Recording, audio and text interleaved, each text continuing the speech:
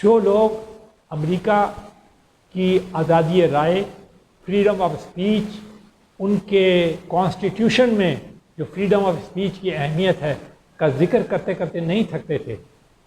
ان کے لیے اطلاع یہ ہے کہ امریکی صدر ڈونلڈ ٹرمپ کے حکم کے بعد وائس آف امریکہ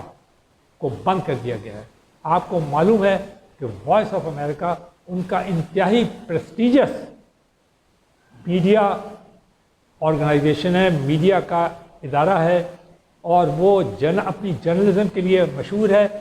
اور صدر ٹرمپ نے جو ان کے اوپر الزام لگایا ہے وہ بھی آپ سن لیں۔ اس نے کہا ہے کہ یہ ریڈیکل ہیں اور اینٹی ٹرمپ ہیں، یعنی انتہا پسند ہے اور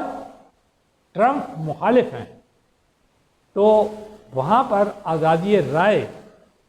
امریکی صدر کے مطابق ختم ہو جاتی ہے۔ کسی ریڈیو کی نشریات بند کرنے کا حکم کی موجب ہو سکتی ہے جو وہ انتہا پسند ہو، ریڈیکل ہو، یا وہ ٹرمپ کے خلاف ہو، صدر کے خلاف ہو۔ تو آپ اندازہ کر سکتے ہیں کہ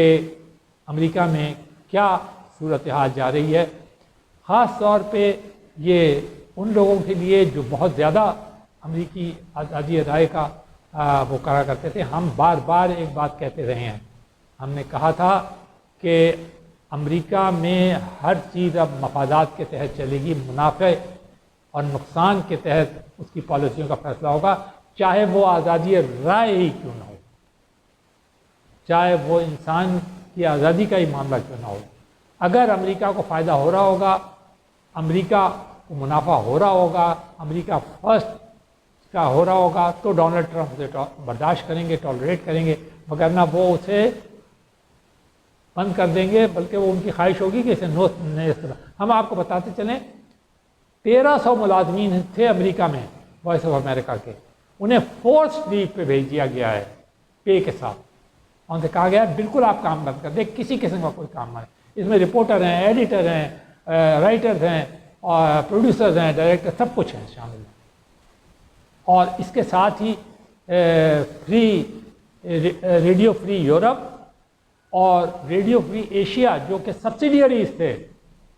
وائس آف امریکہ، انہیں بھی بند کر دیا گیا، ان کے سارے ان کے اسپرنکرز کو بند کر دیا گیا، ان کے رپورٹرز، ان کی پیمنٹ سب ختم کر دی گئی ہیں، ان کی فنڈنگ ساری بند کر دی گئی ہے۔ تو یہ جو کہ آزادی رائے کے چیمپئن ادارہ سمجھا جاتا تھا وہ وائس آف امریکہ، اطلاعات دینے کے لیے مشہور تھا۔ 1942 میں اس وقت قائم کیا گیا تھا جب جاپان نے پرل ہاربر پہ حملہ کیا تھا، اور اس لیے کیا گیا تھا تاکہ جاپانی کا پروپیگنڈا جو تھا اسے کاؤنٹر کیا جائے۔ پھر یورپ کے اندر جو ریڈیو فری یورپ تھا وہ قائم کیا گیا تاکہ ہٹلر کا پروپیگنڈا کیا، پھر ریڈیو فری ایشیا اسی لیے قائم کیا گیا تھا تاکہ یہ ساؤتھ ایسٹ ایشیا وہاں۔ تو آپ نے دیکھ لیا کہ جہاں صدر ڈونلڈ کے مفادات سے کوئی ٹکراتا ہے تو اسے امریکی مخالف کہا جاتا ہے۔ آئین کی گارنٹی ہے، سب کچھ اپنی جگہ موجود ہے، لیکن صدر ڈونلڈ نے اس بات کی کوئی پرواہ نہیں کی، انہوں نے کھٹ سے اٹھایا اور وائس آف امریکہ کو بند کر لیا۔ فی الحال تو کوئی بھی کچھ نہیں کر سکا، سارے ملازمین جو ہیں وہ چھٹی پہ ہیں اور گھر بیٹھ گئے ہیں، نشریات جو ہیں وہ بند ہو چکی ہیں، نہ آزادی رائے ہے، نہ ان کی وہ کمنٹری ہیں، نہ ان کے وہ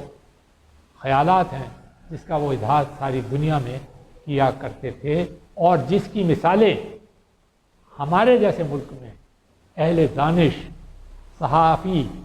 اور ایکسپرٹس دیا کرتے تھے کہ دیکھیے جناب یہ وائس آف امریکہ نے دی ہے، اور اسے کوٹ کر کر کے ہمارے ملک کے اندر مثالیں دیا کرتے تھے، لوگوں کو شرمندہ کیا کرتے تھے اور غیرت دلایا کرتے تھے۔ اور خاص طور پہ ہم اوورسیز پاکستانی اور وہ پاکستانی جو پاکستان سے